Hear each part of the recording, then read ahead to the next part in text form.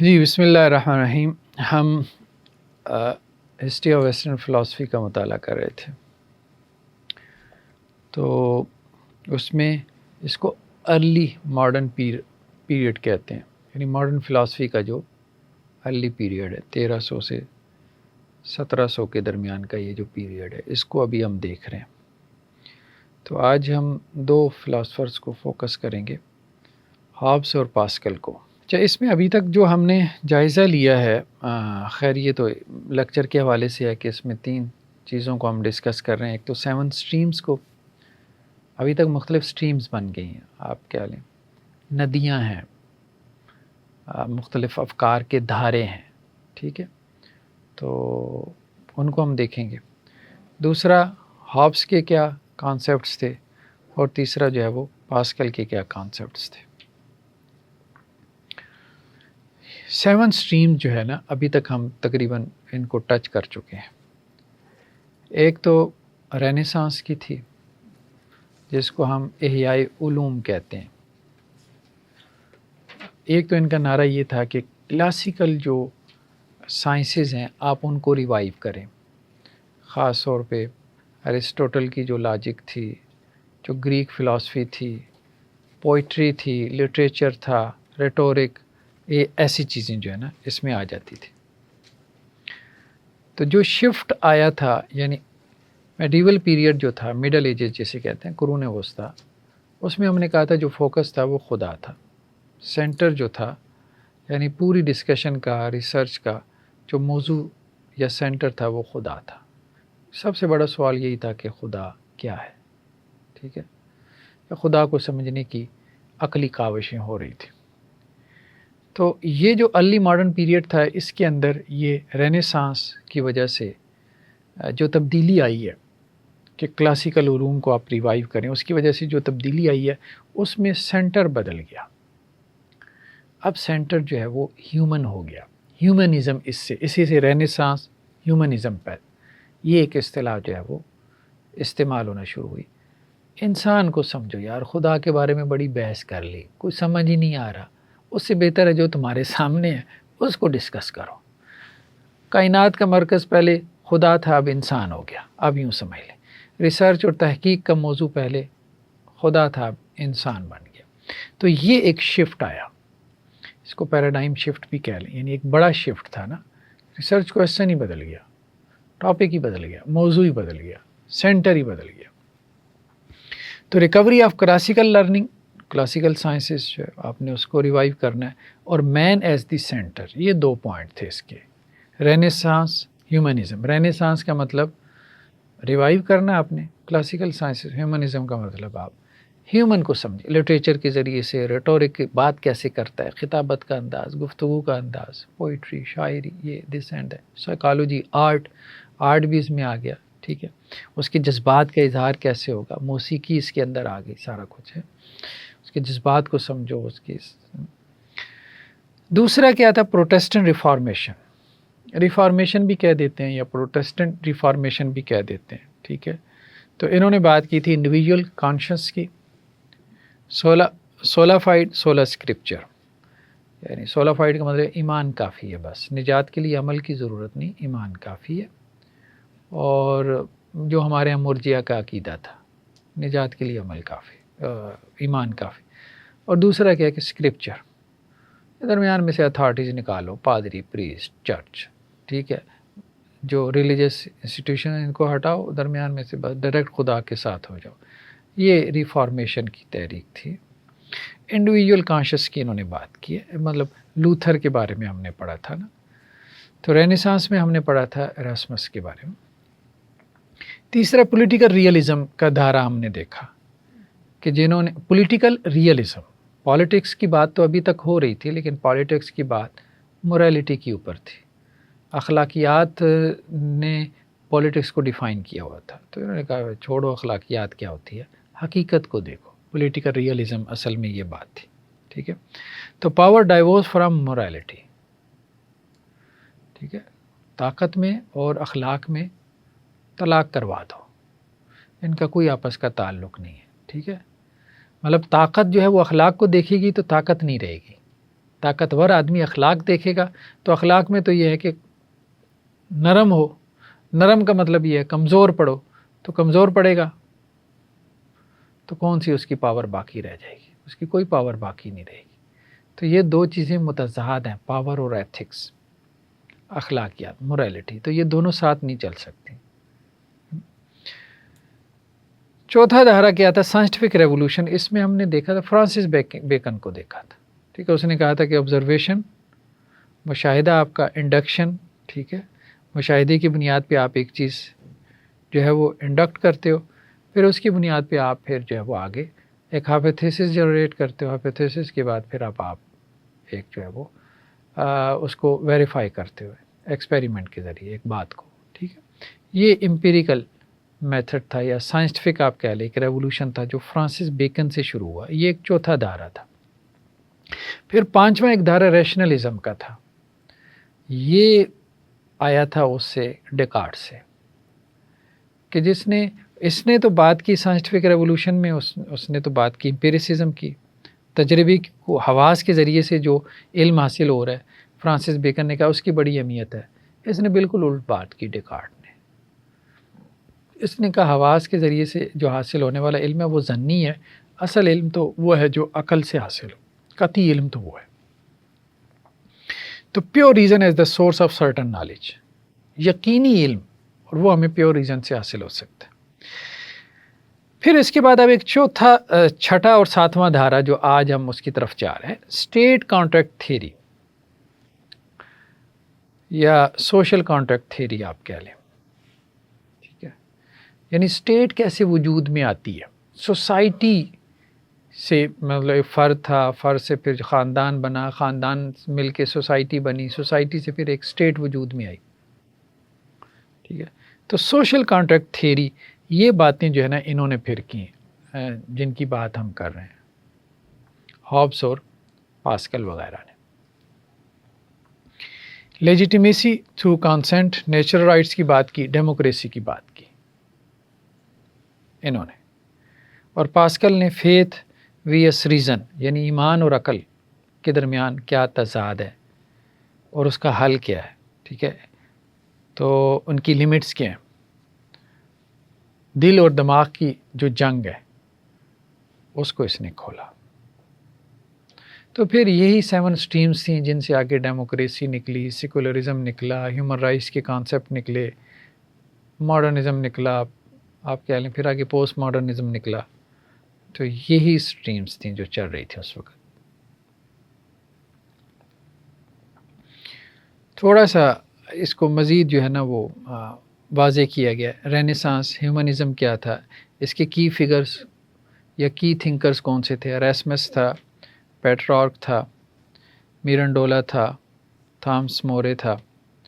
ٹھیک ہے، تو اسکالسٹسزم کو انہوں نے چیلنج کیا تھا. مطلب وہی بات کہ گاڈ سے جو ہے وہ ہیومن کی طرف آئے تھے، اور انہوں نے grammar, rhetoric, history, poetry, moral philosophy, ان چیزوں کو موضوع بحث بنایا تھا.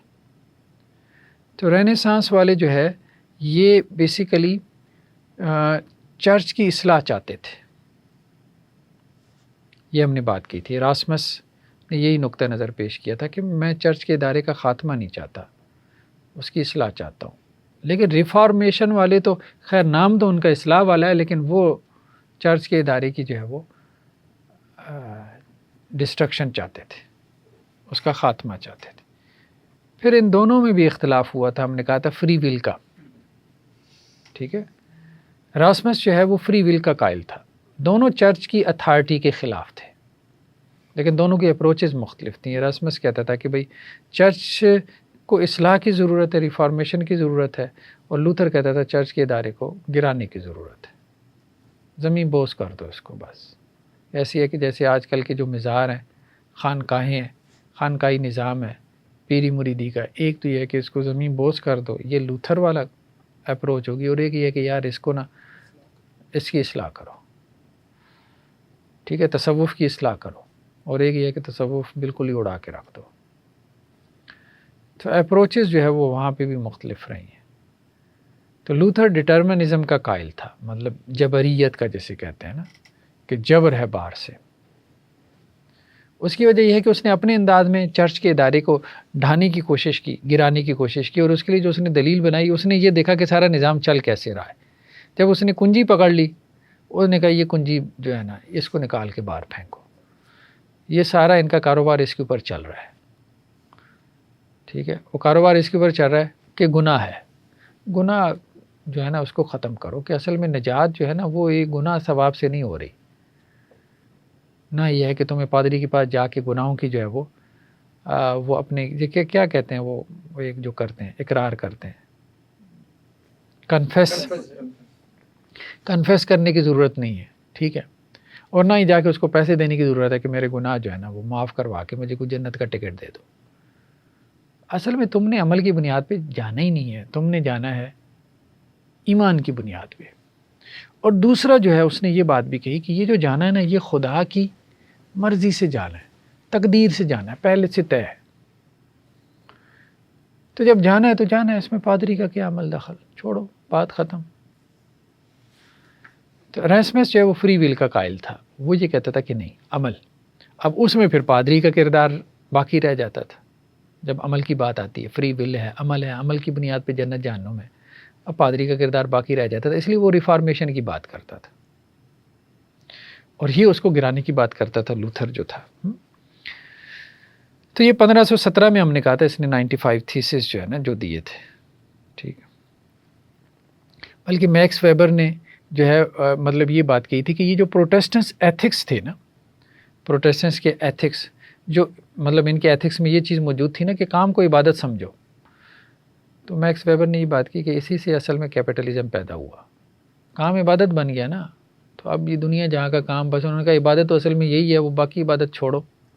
اچھا وہ تو چرچ میں تو ویسے ہی ختم ہو گئی، چرچ تو وہ جا ہی نہیں رہے تھے، وہ تو اتوار والے دن بھی ختم ہو گیا، تو اب وہی ان کی عبادت بن گئی بھی کیپٹلزم کی خدمت کرو، 8 گھنٹے 10 گھنٹے 12 گھنٹے جو کام کر رہے ہو بس یہی عبادت رہ گئی، یعنی اصل عبادت کا کانسیپٹ ہی ختم ہو گیا نا، خدا کی عبادت ہے، بچوں کو روزی دے دو، یہ بڑی تو یہ اس نے بات کہی۔ تو جو دوسری اسٹریم تھی ان کی اپنا پولیٹیکل ریئلزم کی، میکیاویلی سے جو آئی، it's better to be feared than loved, یہ بھی بڑا گہرا آدمی تھا۔ تو اگر تمہارے پاس انتخاب ہو کہ لوگ تم سے محبت کریں یا تم سے ڈریں، تو یہ پسند کرو کہ تم سے ڈریں۔ محبت کرنے والا نا اس کی محبت ختم ہو جائے گی، لیکن جو ڈر رہا ہے نا وہ ڈرتا ہی رہے گا، اس کا ڈر نہیں کبھی ختم ہوگا، ٹھیک ہے۔ تو اگر تمہیں پرفارمنس بڑھانی ہے لوگوں کی، ڈرا کے رکھو، انہیں تم سے ڈرتے رہنا چاہیے، ٹھیک ہے۔ تو if you can't be both, مطلب دونوں نہیں، اگر دونوں ہو جاؤ تو ٹھیک ہے، لوگ تم سے ڈریں بھی، محبت بھی رکھیں۔ ماں کا یہ مقام ویسے ہوتا ہے، بچے کے لیے ہوتا ہے، بچے بڑے ہو جاتے ہیں پھر ماں سے قابو کوئی نہیں آتا، پھر نہیں ڈرتے ڈرتے کوئی نہیں، چھوٹے بچے کی ضرورتیں وابستہ ہوتی ہیں نا، تو اس کا یہ ہوتا ہے۔ باقی خیر کچھ لوگوں نے جو ہے شوہروں نے بیویوں کے اوپر بھی یہ تھیری چلا لی، ٹھیک، ڈرا کے رکھو ان کو۔ کچھ بیویوں نے شوہروں کے بارے میں یہ تھیری چلا لی۔ سائنٹیفک ریولوشن، بیکن کے بارے میں ہم نے پڑھا تھا، ٹھیک ہے، نالج از پاور، گلیلیو تھا، اور اسی طرح سے کاپرنیکس، یہ سب لوگ جو ہے نا، تو اس میں ایک تو سائنٹیفک میتھڈ کی طرف یہ گیا اپنا فرانسس بیکن گیا، دوسرا گلیلیو نے میتھمیٹکس کو کہا کہ جی یہ کائنات کی زبان ہے، لینگویج ہے، اس نے بھی امپیریکل آبزرویشن کو ترجیح دی ایرسٹوٹل کی اتھارٹی کے اوپر۔ ایرسٹوٹل کی ابھی تک جو منطق چل رہی تھی وہ زمانی جمع خرچ تھا، جیسے زمانی جمع خرچ، ٹھیک ہے، آبزرویشن بیس نہیں تھی نا، تو یہ سارے آبزرویشن بیس بات کر رہے تھے۔ کاپرنیکس بھی اس نے بھی کہا کہ ہیلیوسینٹرک ہے ماڈل جو آپ کا، یعنی ابھی تک یہ تھا کہ جی زمین مرکز ہے، تو اب پتہ چلا کہ نہیں، زمین تو مرکز نہیں ہے، سولر سسٹم کا تو مرکز آپ کا سورج ہے۔ تو جب زمین مرکز سے نکلی تو انسان بھی مرکز سے نکل گیا، انسان بھی مرکز نہ رہا، تو یہ بھی ایک بڑا دھچکا لگا کہ ہم تو مرکز میں نہیں بیٹھے، ابھی تک یہی سمجھ رہے تھے نا ہم مرکز میں بیٹھے ہیں، تو مرکز میں ہونے کی وجہ سے انسان مرکز ہے، تو پتہ چلا نہیں بھائی آپ تو مرکز میں ہو ہی نہیں، آپ تو ادھر ادھر ایسے ہی کہیں پڑے ہوئے ہو، ٹھیک ہے، سائڈ پہ ایسے ہی جیسے کوئی رستے کا کوئی پتھر ہوتا ہے، ایسے آپ پڑھے. تو امپیریسزم اور ریشنلزم یہ دو اپوزٹ ندیاں تھیں نا, اپوزٹ دھارے تھے نا. جیسے وہاں پہ ہم نے دیکھا کہ ایک رینیسانس تھا اور دوسری ریفارمیشن, دونوں میں فرق تھا اپروچز کا. اس امپیریسزم اور ریشنلزم میں فرق تھا. تو امپیریسزم کیا کہتا تھا, knowledge begins with the senses, ٹھیک ہے, اور وہاں پہ کیا تھا کہ knowledge begins with the intellect, rationalism میں.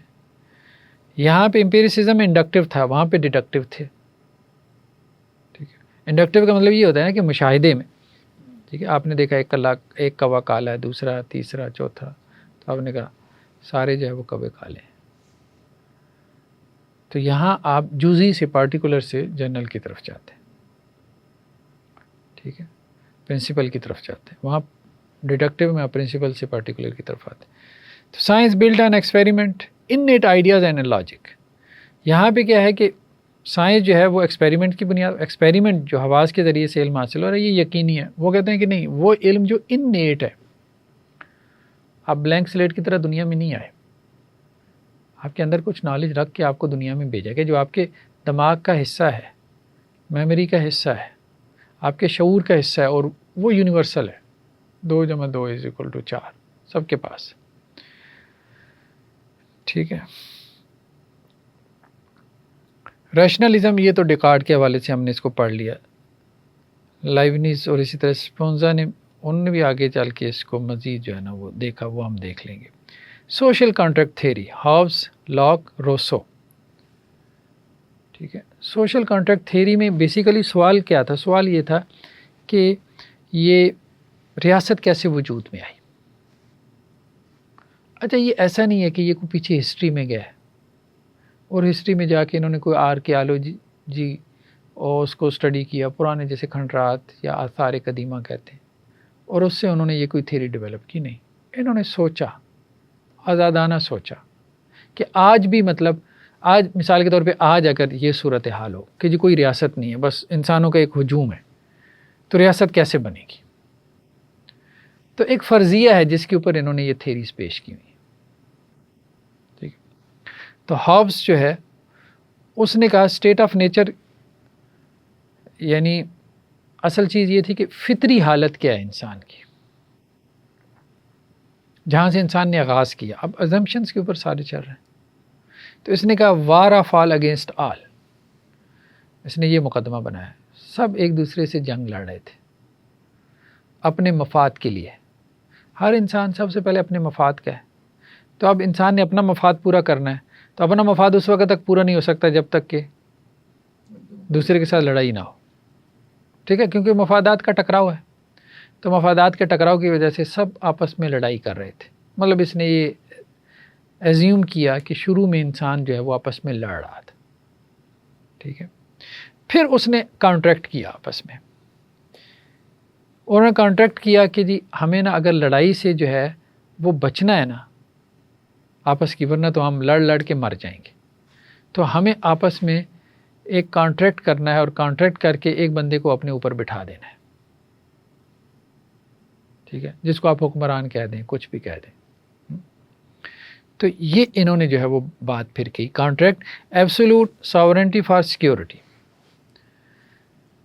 ریاست کیوں وجود میں آئی؟ اب یہ بڑی اہم بات ہے, سیکیور کرنے کے لیے, آپ کو آپ کے مفادات کو سیکیور کرنے کے لیے,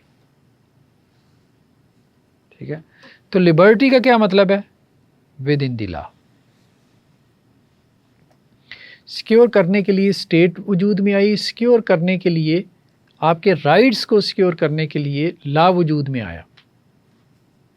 تو اب آزادی ساری ود ان لا ہے, کیونکہ ود ان لا جو لبرٹی ہے وہ آزادی ہے, وہ سب کو برابر طور پہ مل رہی ہے. جو لا سے باہر کی لبرٹی اور آزادی کا کانسیپٹ ہے وہ تو مفادات کا ٹکراؤ ہے, وہ تو سیدھا سادہ جنگ ہے, وہ تو آزادی ہے ہی نہیں. تو یہ اس نے مطلب یہ کانسیپٹ ڈیولپ کیا. دوسرا جو لاک تھا اس نے کہا اسٹیٹ آف نیچر کیا, پیسفل بٹ انسرٹن. اس نے کہا نہیں ایسا نہیں ہے انسان لڑ مر رہا تھا, نہیں, انسان امن سے رہ رہا تھا, سکون سے رہ رہا تھا, لیکن ایک غیر یقینی سی صورتحال تھی, ٹھیک ہے. تو نیچرل رائٹس کیا تھے؟ Life, Liberty, property. انسان کو یہ تھا کہ اس کی زندگی، اس کی پراپرٹی اور اس کی آزادی یہ محفوظ رہے. اچھا، وہاں وہ یہ فرض کر رہا ہے کہ محفوظ کچھ بھی نہیں ہے، لڑ مر رہے ہیں. تو اب محفوظ کرنے کے لیے ریاست وجود میں لائی گئی، مطلب کانٹیکٹ کے ذریعے سے، اور لا سے لبرٹی پیدا ہوئی. یہ کہہ رہے ہیں کہ نہیں، چیزیں موجود ہیں، لائف ہے اس کے پاس، اپنی آزادی انجوائے کر رہا ہے، پراپرٹی ہے، لیکن ابھی کنڈیشن انسرٹن ہے کہ کوئی اس کی لائف لے سکتا ہے، کوئی اس کی لبرٹی، آزادی، کوئی اس کو غلام بنا سکتا ہے، کوئی اس کو قتل کر سکتا ہے، کوئی اس کی پراپرٹی پہ قبضہ کر سکتا ہے. یہ ایک انسرٹینٹی کی کیفیت میں انسان رہ رہا تھا. تو اس نے کہا کہ جی government must be limited and accountable. اس نے کہا گورنمنٹ بناؤ، لاک نے کہا گورنمنٹ بناؤ، اسٹیٹ بناؤ. لیکن اب اسٹیٹ جو ہے نا وہ بیسیکلی رائٹس کو کیا کرنے کے لیے آئی ہے؟ سیکیور کرنے کے لیے آئی ہے. ٹھیک ہے، تو اس لیے وہ لمیٹڈ ہے اور اکاؤنٹیبل بھی ہے. یعنی اس نے ذرا اور انداز سے دیکھا. روسو نے کہا کہ natural man is good, society corrupts. انسان اچھا تھا لیکن سوسائٹی اس کو کیا کرتی ہے؟ کرپٹ کر دیتی ہے. The general will is sovereign, direct democracy is the ideal. مطلب اس ڈیموکریسی کی طرف لے گیا کہ جنرل ول جو ہے وہ یہ ہونی چاہیے. تو اصل مسئلہ ان کا یہ تھا کہ حکومت کا جواز کہاں سے آیا. حکومت جو ہے نا، مطلب کوئی آ کے ہمارے اوپر حکمران بن کے بیٹھ گیا، بھائی کیوں؟ کس خوشی میں؟ ہماری آزادی ختم ہو رہی ہے نا، کیوں آ کے بیٹھ گئے ہو؟ تو اس کی لیجیٹیمیسی کیسے ثابت ہوتی ہے؟ یہ بحث ایک پیدا ہوئی. ٹھیک ہے، ورنہ تو لوگ بغاوت کریں کہ ہمیں حکومت نہیں چاہیے، کوئی آگے ہمارے اوپر کیوں اتھارٹی حکمرانی کرے. ٹھیک ہے، تو اچھا وہ کہتے ہیں کہ جی قرون وسطیٰ کا جواب یہ تھا کہ بھئی دیکھو، یہ جو حکمران ہے نا، یہ خدا کا نمائندہ ہوتا ہے. بادشاہ کے بارے میں معروف ہوتا تھا divine rights of the kings. بادشاہوں کو خدا کی طرف سے کچھ خدائی حقوق جو ہے وہ حاصل ہوتے ہیں. تو وہاں چونکہ معاشرے اکثر و بیشتر مذہبی ہوتے تھے، تو مذہبی لوگوں کو کہا جاتا تھا کہ بادشاہ خدا کا نمائندہ ہے. تو یعنی ایک مذہبی ضرورت ہے، بادشاہت ہونی چاہیے، امارت ہونی چاہیے. تو جو لوگ مذہب کو مانتے ہیں، فالو کرتے ہیں، تو وہ مذہبی ضرورت کی وجہ سے مطمئن ہو جاتے ہیں کہ جی حکمرانی ہونی چاہیے، اسٹیٹ ہونی چاہیے. ٹھیک ہے، امارت ہونی چاہیے. لیکن ہابز جو ہے نا بیسیکلی کیا ہے، وہ یہ کہتا ہے کہ جی انسان خود غرض اور تشدد پسند ہے بائی نیچر. اس کے اندر وائلنس ہے اور اس کے اندر خود غرضی ہے، سیلف انٹرسٹ بہت زیادہ ہے.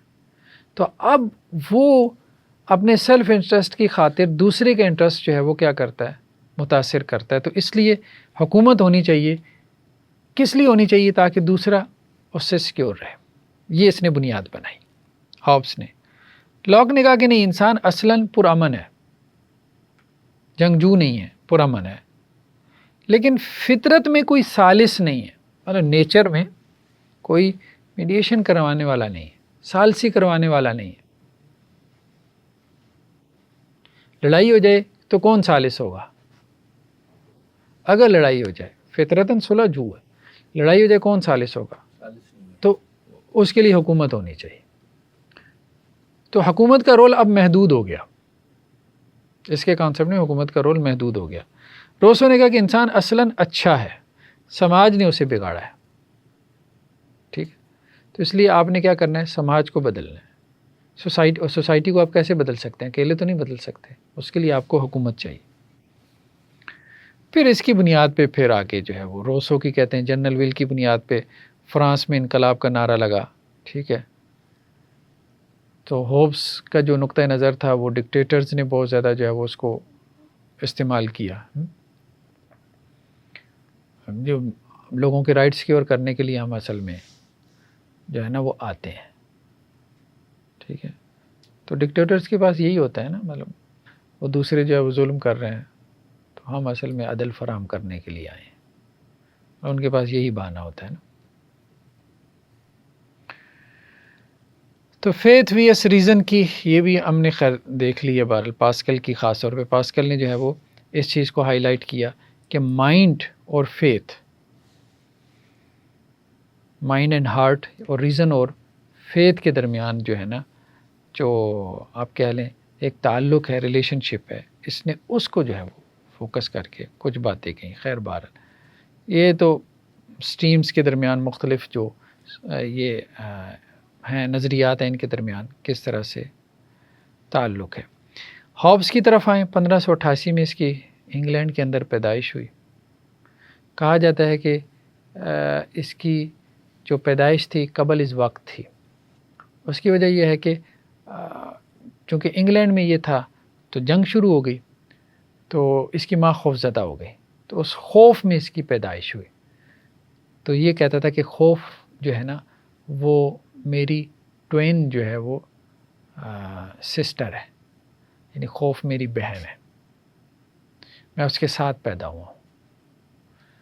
ٹھیک ہے. اور اس کی تھیری کے اندر جو بھی اس نے نظریات دیے، کہا جاتا ہے کہ اس میں خوف بہت زیادہ غالب نظر آتا ہے. یعنی جیسے اس خوف کو سامنے رکھ کے اس نے اپنا سب کچھ جو ہے وہ فکر و فلسفہ مرتب کیا. فلسفیوں کے اوپر ان کے حالات کے اثرات ہوتے تھے اور یہ اس کو مانتے ہیں، اور بعد میں آنے والے بھی مانتے ہیں. ہر ایک نے اپنا فلسفہ اپنے حالات کے اندر رہتی اس نے مرتب کیا. اب چونکہ انگلینڈ جو ہے جب اس نے اپنا فلسفہ مرتب کیا، وہ آگے بات آئے گی، چونکہ خانہ جنگی کا دور تھا تو اس دور میں ریاست ہی نہیں کھڑی تھی. جب ریاست نہیں کھڑی تھی تو اس کا سارا فلسفہ جو ہے وہ بیسیکلی ریاست کی ضرورت اور اہمیت کے گرد گھوم رہا تھا. آکسفورڈ یونیورسٹی سے اس نے تعلیم حاصل کی تو وہی اسکالسٹسزم کو اس نے رد کر دیا، جو قرون وسطیٰ کا سب سے بڑا جو ہے وہ آپ کہہ لیں انٹلیکچوئل جو دھارا تھا. بیکن سے اس کی ملاقات ہوئی، گلیلیو سے ہوئی، ڈیکارٹ سے ہوئی. ٹھیک ہے. تو 1642 میں جو ہے وہ سول وار شروع ہوئی. تو یہ پھر یا انگلینڈ سے پیرس نکل گیا 11 سال کے لیے. ٹھیک ہے. تو اس نے وٹنس کیا اسٹیٹ کولیپس کو، انگلینڈ کی ریاست کیسے گری. پھر یہ 1651 میں، یعنی 11 سال ہی بنے، کتنے سال بن گئے، 8 اور 9 سال ہیں، تو 9 سال بنے تقریباً. تو یہ پھر 1651 میں یہ واپس آیا. پھر اس نے کتاب لکھی جس میں اس نے اپنے جو ہے وہ ریاست سے متعلق نظریات کو جو ہے وہ پیش کیا. 91 برس کی عمر میں اس کی وفات ہوئی. کہا جاتا ہے بڑی لمبی عمر اس نے پائی ہے، 91 برس، 91. ٹھیک ہے. I was born with fear as my twin. یہ وہی بات آ گئی ہے کہ فیئر جو ہے نا وہ میرے ٹوین کے طور پہ میرے ساتھ جو ہے وہ پیدا ہوا. اچھا، اس نے جو نقطہ نظر اپنا پیش کیا وہ میٹیریلزم، یعنی اس کا فلسفہ بیسیکلی مادہ پرستی کے گرد گھومتا ہے. ٹھیک ہے. یہ کہتا ہے کہ ہم جو علم حاصل کرتے ہیں وہ سینسیشن کے ذریعے سے. ایکسٹرنل آبجیکٹ، ٹھیک ہے، مووز سینس آرگن، مطلب باہر ایک آبجیکٹ ہے، ہمارے سینس آرگن کے ذریعے سے اس کا نالج جو ہے وہ ہمیں حاصل ہوتا ہے، اپنے آنکھ کے ذریعے سے، اپنے کان کے ذریعے سے، اپنے ہاتھ کے لمس کے ذریعے سے، اپنی زبان کے ذائقے کے ذریعے سے. ٹھیک ہے. تو سینسز کے ذریعے سے ہم جو ہے وہ علم حاصل کرتے ہیں. پھر اس کے بعد امیجینیشن ہے. ان سینسیشن میں سے جو باقی رہ جاتا ہے ہمارے دماغ میں، تو اس کو وہ امیجینیشن کہہ رہے ہیں. پھر وہ امیجینیشن میں سے کچھ میموری بن جاتا ہے، جب چاہیں اس کو ہم اپنے دماغ میں جو ہے وہ ریکال کر لیں. پھر اس میموری سے جو ہے وہ ریزن وجود میں آتا ہے. سینسیشن سے، حواس خمسہ سے آپ نے ڈیٹا لیا، وہ امیجینیشن بنا، امیجینیشن سے میموری بنی، میموری سے ریزن بنی. یعنی حافظے میں یا یاداشت میں کچھ آپ کے تھاٹس تھے نا، انہی تھاٹس سے آپ نے ریزن ڈیولپ کی نا، اسٹرکچرڈ تھاٹ. تو every thing that exist is material. ایک تو یہ بات اس کی تھی، جو بھی چیز موجود ہے وہ سب مادہ ہے. ٹھیک ہے. Including thought, emotion and consciousness. سوچ بھی مادہ ہے، ایموشن بھی مادہ ہے. جذبات بھی آپ کے مادی ہیں، آپ کا شعور بھی مادی وجود رکھتا ہے۔ ڈیکارٹ کیا کہتا تھا؟ وہ ڈویلٹی کا قائل تھا، وہ کہتا ہے مادہ اور غیر مادہ دو چیزیں ہیں، ٹھیک ہے؟ جیسے روح کے بارے میں وہ کہتا تھا کہ غیر مادی چیز ہے، اممیٹیریل، میٹیریل اور اممیٹیریل، اس نے کہا نہیں، میٹیریل اممیٹیریل کچھ بھی نہیں ہوتا، دیر از نو separate immaterial soul, only matter is motion۔ تو اس نے یہ بات کہی کہ سب کچھ جو بھی موجود ہے میٹر ہے، روح ہے، کچھ بھی ہے، شعور ہے، تھاٹس ہیں، ایموشنز ہیں۔ وہ یہ کہتا تھا کہ نہیں، تھاٹس اممیٹیریل ہے، ٹھیک ہے؟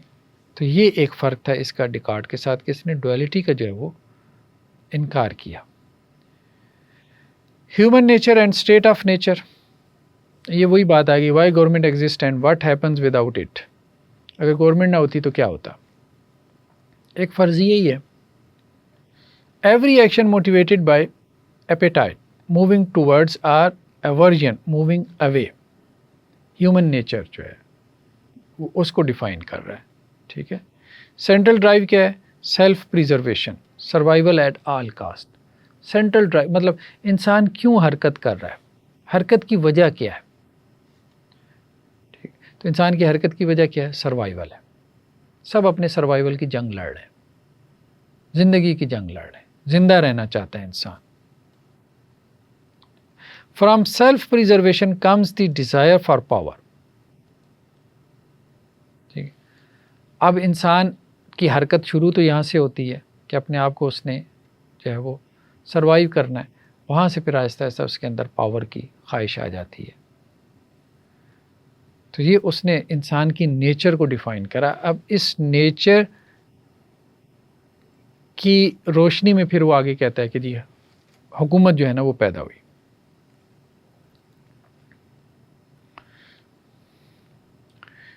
تو مین از نیچرلی سیلف انٹرسٹڈ، یہ ہاؤبز نے بات کہی۔ روسو کیا کہتا ہے؟ نیچرلی گڈ ہے، یہ کہتا ہے کہ خود غرض ہے، ٹھیک ہے؟ تو ہاؤبز کہتا ہے کہ اسٹیٹ آف نیچر کیا ہے؟ وار ہے، انسان کا آغاز ہی جنگ سے ہوا، وہ کہتا ہے نہیں، آزادی سے ہوا، فریڈم سے ہوا۔ تو ہاؤبز کہتا ہے security is the primary need, secure کرنا چاہتا ہے، یہ اس کی پرائمری نیڈ ہے۔ اور روسو کا کہتا ہے نہیں، لبرٹی اس کی پرائمری نیڈ ہے، ٹھیک ہے؟ تو ہاؤبز کا کہنا یہ تھا کہ strong authority prevents chaos, authority چاہیے آپ کو انارکی سے روکنے کے لیے۔ اور روسو کو کہتا ہے کہ جی یہ جو ہے نا اتھارٹی کیا کرتی ہے؟ آپریشن پیدا کرتی ہے، جبر پیدا کرتی ہے، ظلم پیدا کرتی ہے، یعنی اسٹیٹ جو ہے، ریاست جو ہے وہ ظلم پیدا کرتی ہے، ٹھیک ہے؟ وہ انارکی سے روکتی کم ہے، ظلم زیادہ پیدا کرتی ہے۔ تو پھر اس نے جو ہے وہ اپنا یہ سوشل کانٹریکٹ کا جو ہے وہ کانسیپٹ جو ہے وہ پیش کیا۔ سیک پیس wherever possible and if peace fails use all means of wars۔ امن تلاش کرو، اگر امن نہیں ملتا تو پھر جنگ کے سارے طریقے استعمال کرو۔ کس لیے؟ امن کے لیے، امن کے قیام کے لیے۔ دوسرا اس کا سیکنڈ لا کیا تھا؟ Be willing to surrender some rights in exchange for peace and security. سارے رائٹس آپ کو نہیں مل سکتے، آپ کو کچھ رائٹ چھوڑنے پڑیں گے اگر آپ کو سیکورٹی چاہیے، اور اگر آپ کو پیس چاہیے، پیس اور سیکورٹی کی خاطر کچھ آپ کو چھوڑنا بھی پڑے گا، ٹھیک ہے؟ پیس کی خاطر جنگ کرنی پڑے تو کرو، اور پیس کی خاطر کچھ چھوڑنا پڑے تو کچھ چھوڑ بھی دو۔ تیسری چیز پھر کانٹریکٹ ہے۔ Citizen contract with each other not the sovereign to transfer rights to common authority. Contract جو ہے ایسا نہیں ہے کہ جی سٹیزن اور رولر کے درمیان ہوتا ہے، نہیں، سٹیزن اور سٹیزن کے درمیان ہوتا ہے کانٹریکٹ۔ یہ آپس میں کانٹریکٹ کر کے جو ہے وہ ایک حکمران اس کو منتخب کرتے ہیں۔ تو اس میں رولر کو پارٹی نہیں ہے، کہنے کا مقصد یہ۔ لبرٹی کیا ہے؟ Freedom with in the law, the contract hold as long as the sovereign provides protection. جب تک وہ پروٹیکشن فراہم کرتا ہے تو یہ کانٹریکٹ موجود ہے، ورنہ وہ نہیں ہے، آپ اس کو اتار کے پھینک دو۔ پھر یہاں سے کانسیپٹس پیدا ہوئی نا ریولوشنس کے، حکومتیں، ریاستیں، کب آپ ان کو اٹھا کے پھینک سکتے ہیں، کب تک آپ ان کو برداشت کر سکتے ہیں. ٹھیک ہے. تو پھر اس نے آگے اسٹیٹ کا کانسیپٹ دیا کہ اسٹیٹ میں جو ہے نا وہ جو لاز ہیں وہ اصل میں اس جیسے جسم کا اعصابی نظام ہوتا ہے اسی طرح سے یہ لاز کام کرتے ہیں. جو ساورنٹی ہے وہ اس کی روح ہے. تو اسٹیٹ کے اندر کیا چیز کیا ہے کیا نہیں ہے. جیسے آج ہم شاید لاسٹ کلاس میں ایسی کلاس میں بات کر رہے تھے ٹیکسیشن کا ہمارا جو نظام ہے بیسیکلی. ٹھیک ہے. دو چیزیں میں نے دیکھی ہیں اس وقت جو ہے نا وہ جو مجھے سمجھ میں آیا مشاہدے سے آبزرویشن سے. اسٹیٹ کی دو کنجیاں ہیں جہاں سے اسٹیٹ چل رہی ہے. ٹھیک ہے.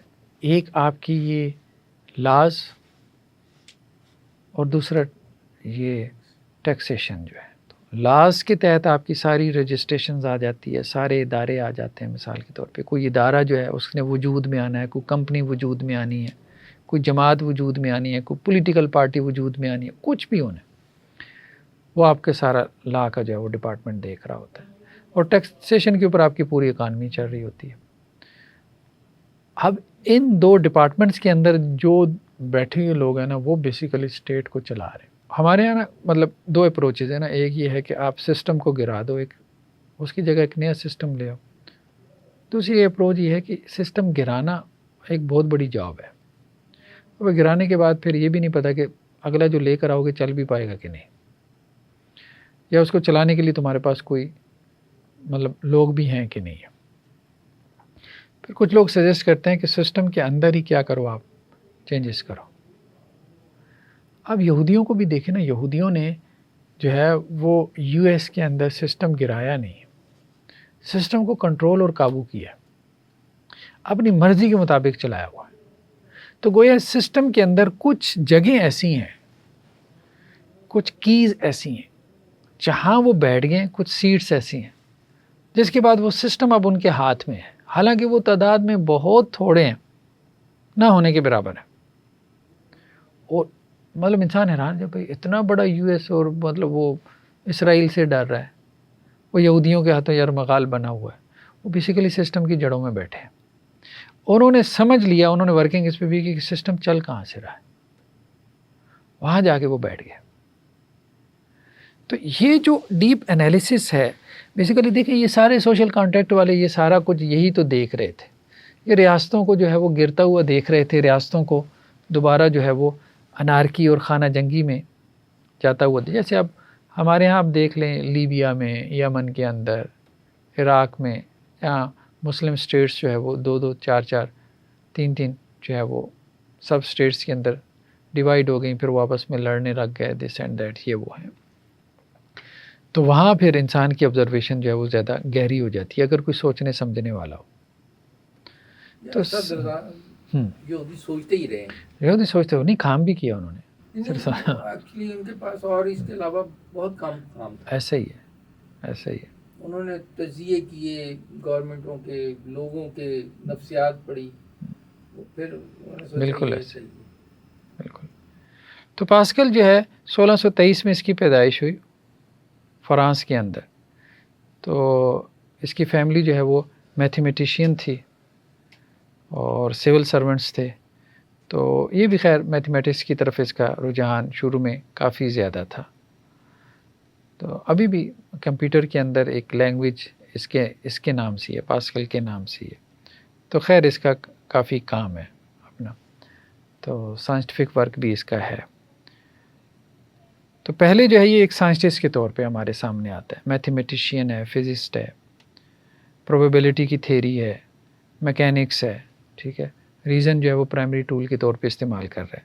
پھر دوسرا جو اس کا فیز ہے 1654 سے 1662 تک کا، اس میں یہ جو ہے تھیالوجین مطلب الہیات کا، امور الہیات کا جو ماہر، تھیالوجین کہتے ہیں اس کو، یا بلیور کے طور پہ ہمارے سامنے آتا ہے، مسٹک کے طور پہ، صوفی کے طور پہ، اور فیتھ کے اوپر جو ہے نا یہ گفتگو کرتا ہے. ٹھیک ہے. تو اس نے مختلف جو ہے نا وہ 2 آرڈرز آف نوئنگ کی بات کی. اس نے کہا بیسیکلی 2 مختلف ہمارے جاننے کے آرڈرز ہیں. ایک کے ذریعے سے ہم فزیکل ورلڈ کو جانتے ہیں اور ایک کے ذریعے سے ہم جو ہے وہ میٹا فزیکل ورلڈ کو جانتے ہیں. تو مختلف سطحوں پہ ہمارا جاننے کا عمل جو ہے وہ چل رہا ہوتا ہے، دونوں کو ہمیں مکس نہیں کرنا. Faith is not against reason, it is beyond reason.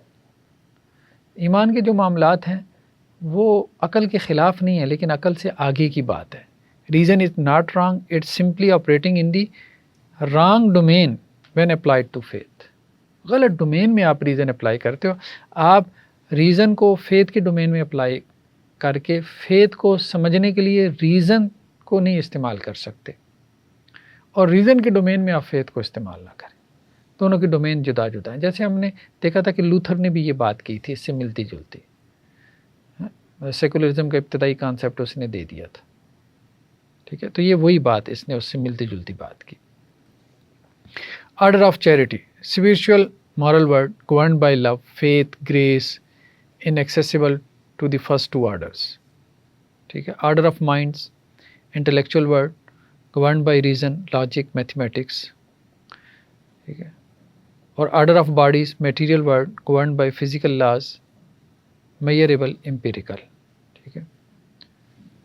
تو یہ اس نے اس طرح سے جو ہے وہ آرڈر بنایا. بس اس کی آخری یہ بات دیکھ لیتے ہیں. ایک تو اس نے خدا کے حوالے سے یہ دلیل بیان کی کہ اگر میں ایمان لاؤں اور خدا ہے تو ابدی جنت ہے. ٹھیک ہے، لامتناہی فائدہ ہے. اگر میں ایمان لاؤں اور آگے جا کے پتہ چلے کہ خدا ہے ہی نہیں، یعنی مرنے کے بعد پتہ چلے کہ بھئی نہیں ہے یہاں تو، ٹھیک ہے، تو اس نے کہا زیادہ سے زیادہ نقصان دنیا کا ہے کہ چند لذتیں میں نے خدا کی وجہ سے چھوڑ دی تھی، یہی نقصان ہوگا. تیسرا اس نے کہا اگر میں انکار کروں اور آگے چل کے خدا نکل آئے تو پھر جو نقصان ہے وہ ابدی ہے، لامتناہی ہے. اور اگر میں انکار کروں اور خدا نہیں ہے، ٹھیک ہے، تو چند لذتوں کا حصول، محدود فائدہ ہے. وہی امام غزالی کی دلیل جو ہے نا، اس کو اس نے مختلف انداز میں جو ہے وہ پیش کیا. تو ایک تو یہ ہے اس کا پاسکل کا یہ پروبیبلٹی تھیری جس کو اس نے جو ہے وہ ایمان کے مسئلے میں لاگو کیا. اور دوسرا ہم نے کہا تھا کہ اس کی یہ جو بحث ہے کہ اس نے جو مختلف جو ہے وہ ڈومینز بنا دی تھیں مختلف چیزوں کی، کہ ہاں آرڈر آف باڈیز، ٹھیک ہے، طبیعیات کی، فزکس کی جو دنیا ہے یہ سائنس کا دائرہ ہے، گلیلیو، نیوٹن. اور ایک آرڈر آف مائنڈز ہے، یہ عقل کی دنیا ہے، اس میں ریاضی ہے، منطق ہے، ڈیکارٹ کا دائرہ ہے. اور تیسرا آرڈر آف چیریٹی، محبت اور ایمان کی دنیا ہے. یہاں عقل کے اوزار کام نہیں کرتے. وہاں کی محبت کو کیسے ماپیں گے؟ نہیں ماپ سکتے نا. تو خدا کے وجود کے لیے بھی آپ ایکویشن نہیں لا سکتے. چلیں جی، سبحانک اللہ.